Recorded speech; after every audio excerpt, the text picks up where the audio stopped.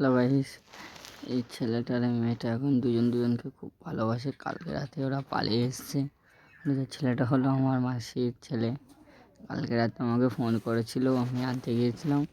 ওরা এখন একটা বাড়িতে লুকোতে যাচ্ছে, কারণ যদি পুলিশ আসে ওদের তো হালকা বয়স না, সেই জন্য এখন লুকোতে যাচ্ছি টাসবাগান দিয়ে।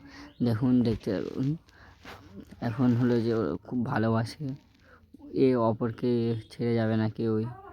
একটা বাড়িতে লুকোতে যাচ্ছি। বাড়িটা হলো আমার একটা কাকিমাদের বাড়ি। ওই জায়গায় যাচ্ছি ওদের লুকোতে। দেখতে থাকো। দেখো ওরা ঢুকে পড়েছে কিন্তু বাড়িতে সামনে। এখন ডাকবো, বলবো এসে ঘরের ভেতরে ঢুকছি। এই ঘরেটাই রেখে দিচ্ছি যারা ওরা যেন না আসতে পারে। ঠিক আছে, ওরা দুজন যাবে, দুজন। এটা হলো আমার মাসির ছেলে, আর এটা হলো আমার বৌমা। ঠিক আছে, ওরা অনেক খুশি তো তোরা। হ্যাঁ, ওরা বলছে খুশি।